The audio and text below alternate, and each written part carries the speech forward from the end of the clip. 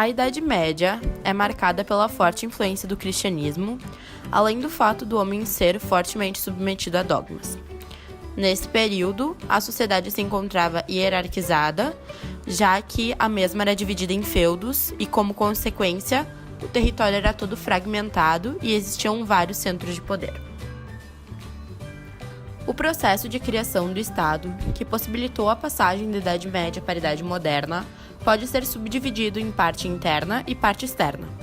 Na parte interna, houve a centralização e a unificação do poder dos senhores feudais, e na parte externa, houve a emancipação política em relação à Igreja, representada pelo Papa.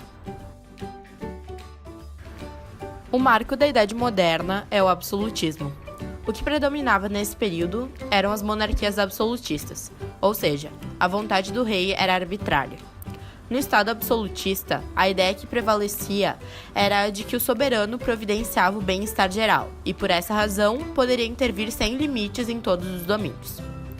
O Estado se encontrava à margem do direito e a monarquia era vista como direito divino.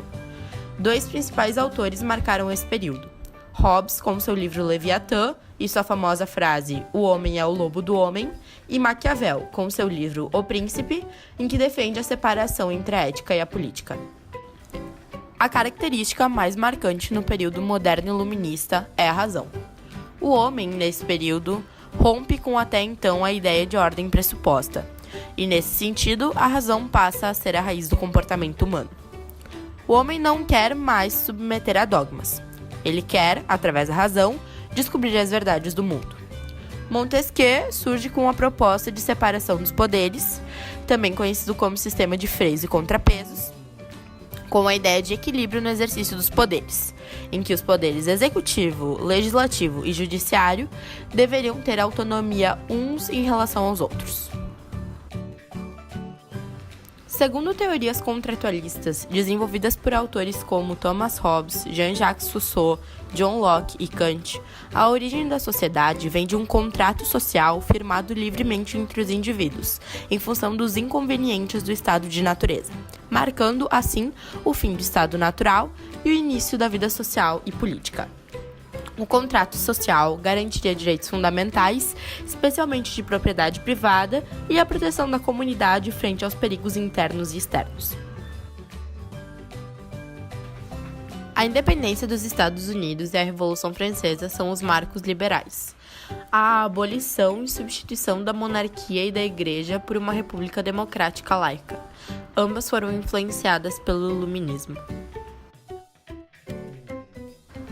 Os elementos que compõem o Estado são o povo, o território e o poder político, sendo o povo um conjunto de indivíduos visualizando a realização de interesses comuns, o território sendo a base física do Estado, onde ocorre a validade da sua ordem jurídica, e o poder político, sendo possibilidade de impor, se necessário, pela força, aos indivíduos membros de um grupo social a adoção de certo comportamento. O estado do bem-estar social é um tipo de organização política e econômica que coloca o Estado como agente da promoção social e organização da economia.